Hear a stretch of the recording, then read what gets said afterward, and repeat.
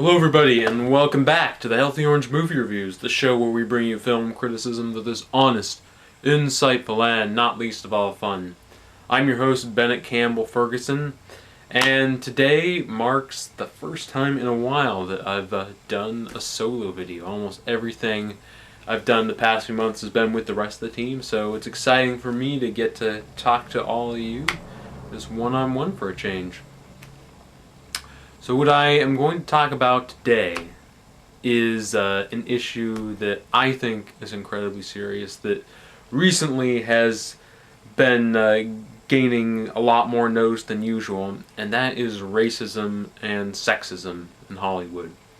A study recently came out that was reported on in a lot of different places, the New York Times and Collider, for instance. But what it showed is that Hollywood films are invariably biased towards people who are young, white, and male. Almost all the protagonists of major Hollywood films fit those criteria. The overwhelming majority. There's been a serious lack of films with starring women, and a serious lack of films featuring non-white characters, and also a serious lack of films featuring older characters, like over the age of 50.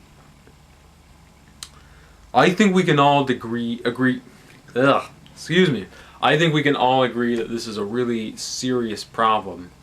The characters we see in films may not be diverse, but the audience that goes to the movies is, and I think everyone should be able to see people who look like them on screen. I think, this film is a popular art form. It should reflect the world. It should reflect all the people in it, not just certain kinds of people. And I think, there's no more hiding from this problem anymore. There's no more denying it. I mean, the statistics speak for themselves. So I was recently taking a look at the top 10 films at the box office of this past summer. 10 films. Only 2 of them, 2 out of 10, featured a female protagonist. Those 2 were Inside Out and Pitch Perfect 2. And out of the 10 also, only 2 of them featured a protagonist who wasn't white. San Andreas and Straight Outta Compton. Isn't there something wrong with this picture? I mean, this is insane. This was, at the box office, one of the biggest summers of all time. And out of that top 10, only 2 films starred a woman, only 2 films starred a non-white character. I personally think this is absolutely despicable, and we have to do something about it. And the question is, what? I have one idea that I want to suggest to all of you, but before I explain it, I want to call upon all of you to share your ideas. Leave them in the comments section below. Share them, on your own personal social media. We need to give each other ideas about how to combat this problem, because it is a problem. But I've been thinking about what steps we can take, and I think the first step is to talk to the people who run Hollywood, talk to the people in power, because they have the influence in order to change this, in order to diversify the industry. So I call upon all of you to write to your favorite director who is working today. And that may sound difficult, because I know sometimes these people are hard to find. But most major filmmakers do have their own production company. Just go online, look up the address of their production company. Almost all these major directors have them. Paul Weitz and Chris Weitz have Depth of Field. You can look that up.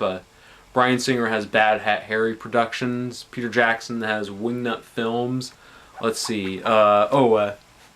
Steven Spielberg, Amblin Entertainment. James Cameron, Lightstorm Entertainment. So many different companies. Marv Films. That's Matthew Vaughn's company, and there are countless others. Just send a letter to these places, asking these filmmakers to be more diverse in their casting practices. Suggest that Steven Spielberg write a role for Sandra Bullock, or suggest that Matthew Vaughn cast Don Cheadle in a leading role. Tell Paul Weitz that he should stop just inviting John Cho to only do a cameo in his movies, and ask him to take the lead, because I think he'd be fantastic. I personally am going to write to my favorite director working today, who's Christopher Nolan. And what I was thinking about is there were two great non-white actors in his recent film Interstellar, David Gyasi and David Oyelowo, both in tiny, tiny roles. I think either of those guys could lead a Christopher Nolan film. And imagine one of the big budget films that he does, one of those epic, artful entertainments, with either a non-white or non-male actor. It could have a real effect on the industry and show filmmakers and producers that it's in their best interests to diversify. Alright, so I'm going to leave you on that note. Remember, look up the production company for one of your favorite directors. Write to them, encouraging them to be more diverse in their casting practices. And please share if you have other ideas about how we can combat the lack of diversity in the film industry. Once again, I'm Bennett Campbell Ferguson for the Healthy Orange Movie Reviews, and I hope to see you all soon.